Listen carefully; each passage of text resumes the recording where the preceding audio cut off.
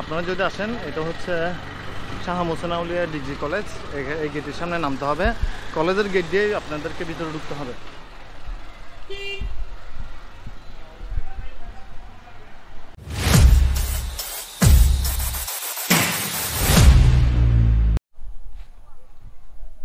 এটা হচ্ছে কলেজ মাঠ। এই যে বিল্ডিংটা এখন দেখতে পাচ্ছেন, ওটার পিছন দিক দিয়ে আপনাদের এই রোডটা দিয়ে যাইতে হবে। এই রোডটা দিয়ে পিছন দিক দিয়ে সোজা ওইভাবে যাইতে হবে।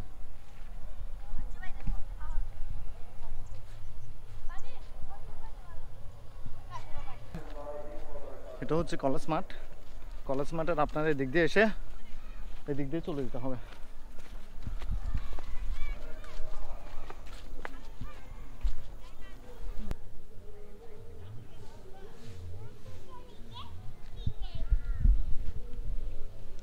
আজকে আসছি হিলটপ পার্কে। যতটুকু আশা নিয়ে আসছি ততটুকু আশা পূরণ হয় নাই। এখানে এসে মনে করলাম পার্কটা আরও একটু ভালোভাবে দেখা যাব, কিন্তু গুগলে যে ছবিটা দেখছিলাম ওটার সাথে কিছুটা মিল আছে, পুরোটা মিল নাই। যে সিঁড়ি টিড়িগুলো ছিল ওগুলো সম্পূর্ণ আপনার ধ্বংসবিশেষ হয়ে গেছে। এটা একটা পুরনো একটা পরিত্যক্ত পার্ক, হিলটপ পার্ক নামে পরিচিত। আপনি গুগলে চার্জ দিলে পাবেন। কিন্তু এরা একসময় অনেক এখানে কোটি কোটি টাকা খরচ করছিল একটা পার্ক করার জন্য। আর এখানে কোরিয়ান ইপিজেড হওয়ার কারণে পার্কটা আর এরা সম্পূর্ণ করতে পারে নাই, কারণ পুরো পাহাড়টাই কোরিয়ান ইপিজেডের আন্ডারে লিস্টে চলে গেছে। কিন্তু তাও উপরে উঠে একটু শান্তি লাগতেছে। এই জায়গাটা খুব সুন্দর, আপনারা যদি আপনি চাইলে ঘুরতে আসতে পারেন। কিন্তু যে উদ্দেশ্যে আসা সেই উদ্দেশ্যটা পূরণ হয় নাই। ওই আসছিলাম পরিত্যক্ত পার্কটা দেখার জন্য, কিন্তু ওখানে দেখা যাচ্ছে আরও জঙ্গলে টঙ্গলে একদম সম্পূর্ণ ভরে গেছে। দেখাবো আপনাদেরকে যাওয়ার সময়, দেখি কতটুকু ঘুরে দেখাতে পারে আপনাদেরকে। আর যদি আপনারা এখানে আসতে চান তাহলে খুব শর্টকাটে চলে আসতে পারবেন। আপনারা নিউ মার্কেটে যদি চিনে, নিউ মার্কেট থেকে নতুন ব্রিজ আসবেন অটো করে বা টেম্পো করে বা সিএনজি করে।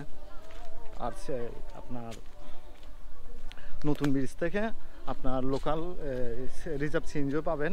বটতলি কলেজ গেট বললে নামাই দিবে। আপনাদের থেকে একটু খুঁজে নিতে হবে, কলেজের পিছনের রোডটা দিয়ে আসতে হবে আপনাদের। কলেজের পিছনের রোডটা দিয়ে আসতে হবে। আর নতুন ব্রিজ থেকে আপনারা লোকালে নতুন ব্রিজ থেকে আপনারা লোকালে গাড়ি পেয়ে যাবেন। আর হচ্ছে নতুন ব্রিজ থেকে আপনারা সুমুনে আসতে পারেন। ওখান থেকে এসে আবার লোকাল রিজার্ভ সিএনজি নিয়ে আসতে পারবেন। বা লোকালে কতগুলো গাড়ি আছে, 25 টাকা 30 টাকা করে নেয়, ওটা করে আসতে পারবেন। আর না হলে নতুন ব্রিজ থেকে আপনারা রিজার্ভ নিয়ে গাড়ি চলে আসতে পারবেন। রিজার্ভ নিলে হয়তো 200-300 টাকা নিতে পারে।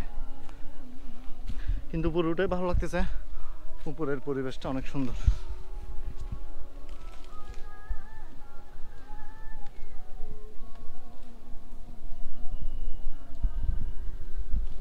আমরা যে জায়গায় কলেজ গেটে নামছি ওখান থেকে আর 1 কিলোমিটার দূরে গেলে মোহসেন আউলিয়ার মাজার।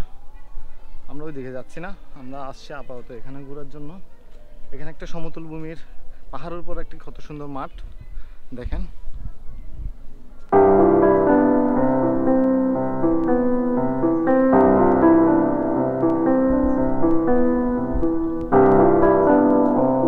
আপনারা যদি আসতে চান তাহলে আসতে পারেন, কিন্তু আমার মনে হয় না অত দূর থেকে এসে আসতে মন চাইবে। আশেপাশে যারা আছেন তারা যারা চিনেন বা যারা চিনেন না তারা বন্ধের সময় এসে সময় কাটাতে পারবেন। আমাদের আজকে বন্ধ ছিল বিদায় আমরা একটু ঘুরতে আসছি বন্ধু নিয়ে, আপনাদেরকে তাই দেখাচ্ছি। আর আসলে উদ্দেশ্য ছিলাম ওই পার্কটা দেখার জন্য, কিন্তু গুগলে যে ছবিটা দেখছি ওগুলা দেখে এখানে আসা হয়েছে। তো এসে আর মনটা খারাপ হয়ে গেল।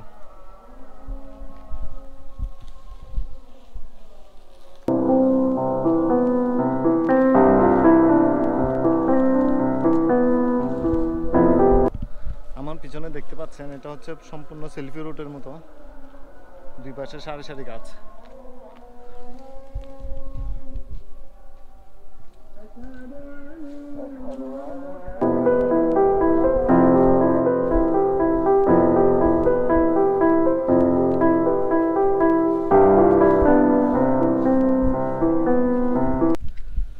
পিছনে যেটা দেখছেন কনস্ট্রাকশনের কাজ, এটা হচ্ছে পার্কের একটা অংশ।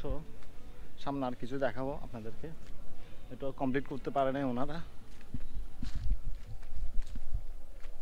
নিচে একটা দেখা যাচ্ছে, দেখি ওই দিক দিয়ে গিয়ে দেখি। আমার পাশে ডান পাশে একটা দেখা যাচ্ছে কনস্ট্রাকশনের কাজ, যে অর্ধেক করে ফেলে রাখছে। এটা পার্কের একটা অংশ। ওই পাশে সিঁড়ি দেখা যাচ্ছে, সিঁড়িগুলো আপনার যার জঙ্গলে ভরে গেছে গাছটা উঠে। দেখে আপনাদেরকে সিঁড়িটা দেখাতে পারে কিনা দেখি। আসলে অনেক টাকা খরচ করেছে। এই যে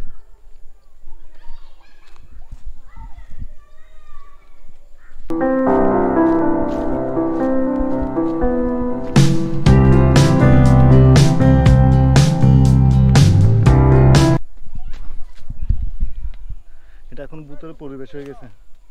দেখেন এটা সিঁড়িটা, এটা সিঁড়ি ছিল, এটা অর্ধেক ভেঙে গেছে।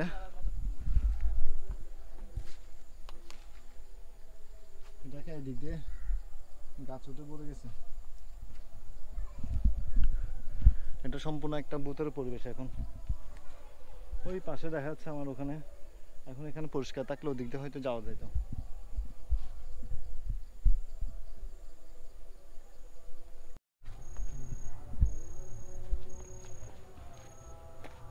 আপনারা চাইলে আসতে পারেন ঘোরার জন্য। আমি এখন এদিক দিয়ে উঠে দেখাচ্ছি আপনাদেরকে, কিন্তু এখানে আসলে আর তেমন একটা অবশিষ্ট কিছু নাই। আপনারা ওই যদি পাহাড়ে আসেন তাহলে ঘুরে মজা পাবেন। তারপর আপনাদেরকে এদিক দিয়ে কিছু দেখায়।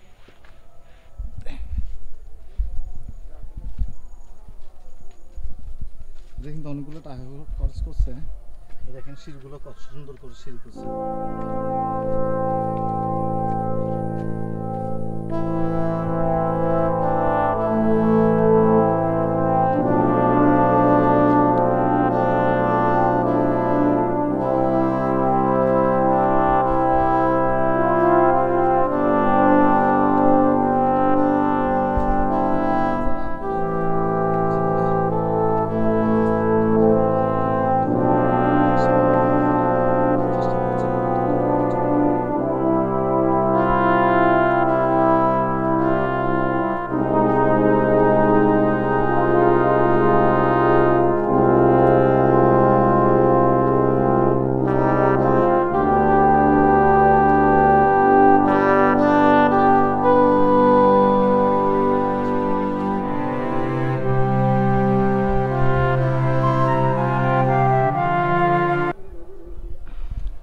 আসলে এখানে আর তেমন একটা কোনো অবশিষ্ট নাই। যদি আপনারা আসেন পাহাড়টা ঘুরে মজা পাবেন।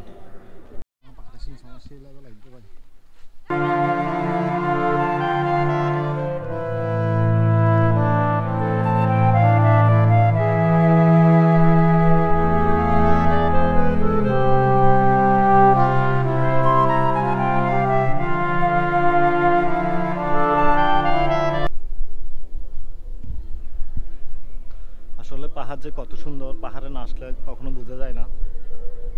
যারা সবসময় পাহাড়ে ঘুরতে যায় তারাই জানে আসলে পাহাড় কতটা সুন্দর। আমার পিছনে দেখেন হালকা হালকা ঠান্ডা বাতাস আসতেছে, খুব ভালো লাগতেছে।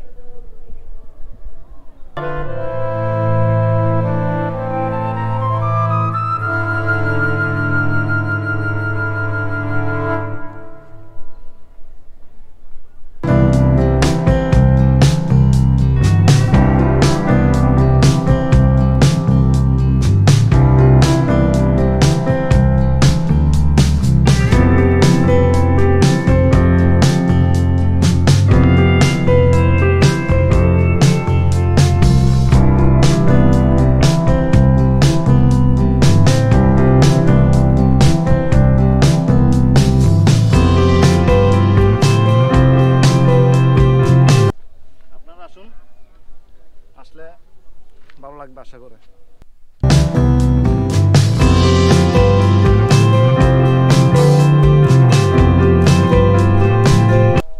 আপনারা যদি এখানে আসেন তাহলে বন্ধু বান্ধবের গ্রুপ নিয়ে আসার চেষ্টা করবেন, কারণ জায়গাটা খুবই নির্জন। আর ওইভাবে এখানে কোনো পর্যটক ওইভাবে আসে না আমার যতটুকু ধারণা। শুক্রবারে কীরকম মানুষ হয় সেটা আমার আসলে জানা নেই, কিন্তু আমি যতটুকু দেখেছি আপনার ইউটিউবে দেখলাম তারপর নিজে এসে দেখতেছি এখানে একটু নির্জন এলাকাটা, মেয়ে নিয়ে আসলে ভালো, কাপড়রা না আসলে ভালো হবে। আর আসলে আপনারা বন্ধু বান্ধব কিছু মিলে এসে ঘুরে যেতে পারেন। কিন্তু প্রকৃতিটা অনেক সুন্দর। এই পাশে একটা লাল পাহাড় আছে, আমরা এখন আপাতত ওই দিকেই যাচ্ছি।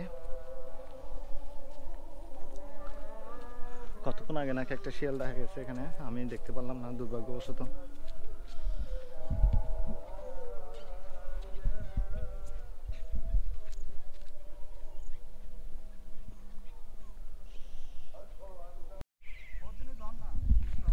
যতটুকু দেখা যাচ্ছে সম্পূর্ণ হচ্ছে লাল পাহাড়, এই পাশে তো পুরোটাই লাল। ওই পাশে যাইতে ইচ্ছে করতেছে কিন্তু এটা অনেক দূরে, যাওয়া যাচ্ছে না। আর এদিকটা একটা পাহাড় ভাঙা, এটা ধসে পড়ার যে কোনো সময় ধসে পড়তে পারে, সেখানে আর যাচ্ছি না। এতটুকু ঘুরে হয়তো চলে যাবো এখান থেকে, দেখি।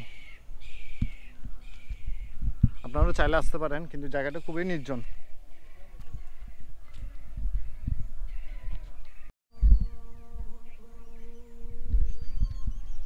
আমি চিন্তা করছি আশেপাশে যারা থাকেন এরা অনেক ভাগ্যবান, যেহেতু আমরা শহরে থাকি।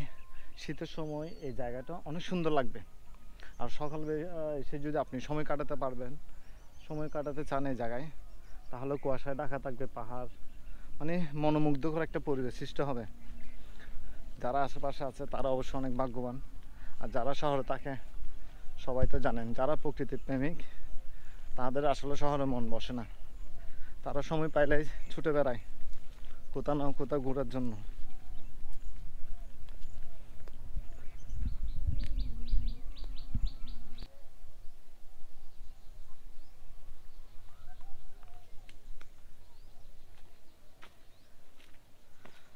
প্রকৃতির সান্নিধ্যে আসলে বোঝা যায়। যেমন কি আমি এখানে একা একা বসে আছি, অনেক ভালো লাগতেছে। মনে হচ্ছে আমরা যদি আরও অনেক বছর আমাদের আয়ু থাকতো, এই পৃথিবীতে আর বেশি দিন বাঁচবো না আশা করে। কিন্তু এই প্রকৃতিতে ঘুরতে বের হলে প্রকৃতি এতই সুন্দর, মনে হয় আরও অনেক বছর বেঁচে থাকি, অনেক বছর বেঁচে থাকার আশা জাগে। কিন্তু সত্যতা একটাই, একদিন মরতে হবে।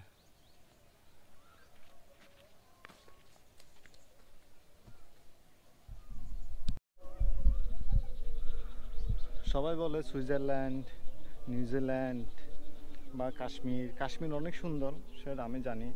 বিদেশ অনেক সুন্দর, কিন্তু আমাদের বাংলাদেশটাও সুন্দর কম না। আপনি যদি বাংলাদেশটা ঘুরতে পারেন, যদি ঘোরার মন মানসিকতা থাকে, তাহলে বের হয়ে পড়ুন। যদি বাজেট থাকে, সাধ্য থাকে। কিন্তু আমার জানা মতো আমি যতটুকু ঘুরছি, বাংলাদেশটা অনেক সুন্দর, দেখার মতো একটা জায়গা। হয়তো আমরা বাংলাদেশটাকে ওইভাবে রিপ্রেজেন্ট করতে পারতেছি না সবার কাছে। আমরা যদি বাইরের কাছে বাংলাদেশটাকে মোটামুটি তুলে ধরতে পারতাম, তাহলে আমাদের বাংলাদেশটা আসলে অনেক সুন্দর, দেখার মতো একটা জায়গা।